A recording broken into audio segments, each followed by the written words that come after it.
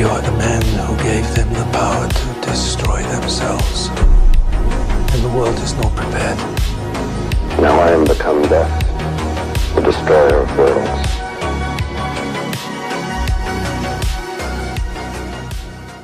Welcome back, film fanatics, to SG Reviews, where we dissect cinematic masterpieces and their historical roots.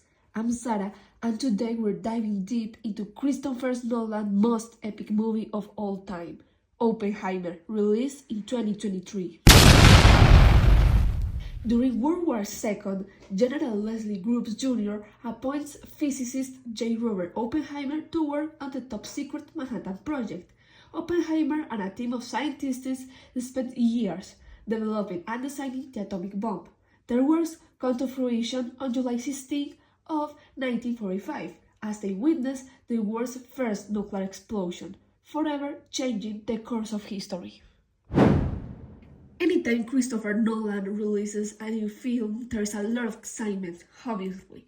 He's made tons of great movies like Interstellar, but not as interesting and historically important as Oppenheimer. Nolan is definitely my favorite filmmaker. He does everything practically. He uses as little CGI as possible and has claimed that there is no CGI shot in the entirety of the movie. The atomic bomb you saw in the movie was real. My soul left my body when I discovered it. Nolan's direction for me is masterful because he uses his signature non-linear storytelling and breathtaking visuals using minimal VFX. The use of IMAX and practical effects creates a spatial, visceral, and immersive experience, like the parts that were black and white. The color scenes depict Oppenheimer's point of view, while the black and white scenes depict Strauss. I didn't like the abrupt time jump scene in the film. It was confusing. I prefer linear stories over non-linear. I'm a person who takes time to understand and follow the thread of a scene. From my point of view, it would have been better if the film had been completely linear, making it easier to understand. Obviously, there were way more things I liked. For some reason, it's one of my favorite movies, along with Interstellar. The music, it completely captivated me, especially the track Can You Hear the Music? The way Ludwig Göransson built tension and emotion through the sound was simply awesome. In fact, I love it so much that I decided to make that the closing track for today's episode. Yeah! Let's jump to the best part, the cast. Without a doubt, the standouts here are Cillian Murphy as J. Robert Oppenheimer, of course, and Josh Hartnett as Ernest Lawrence. Starting with Murphy, I consider him one of the best actors. His commitment and enthusiasm for work are unmatched.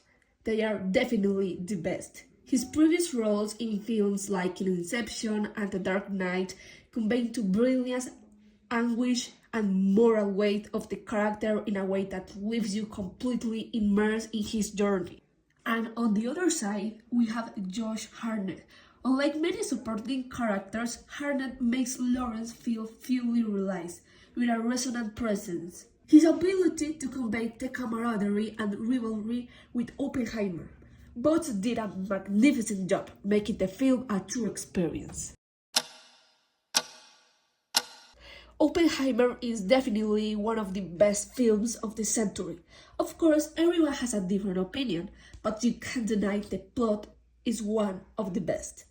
The fact that it brings a historical figure to the big screen makes you not just watch it, but also makes you observe and analyze it. I give it 4.9 stars because, as I mentioned, I don't like stories that have time jumps. Besides, not everyone likes long documentary-style films. Those 7 Oscars were more than deserved. In summary, Oppenheimer is a must-see. Yes, it's long and the time jumps might throw you off a bit, but trust me, you'll be hooked. Cillian Murphy's performance, unforgettable. The visuals, mind-blowing, and the soundtrack, pure gold. This isn't just a movie, it's an experience. Nolan's done it again, delivering a film that will stick with you. If you want a movie that makes you think and feel, go see Oppenheimer. You won't regret it. And we have reached the end of today's episode. Remember to leave your favorite and least favorite thoughts about the movie in the comments. I will read them. See you the next time. Bye bye, guys.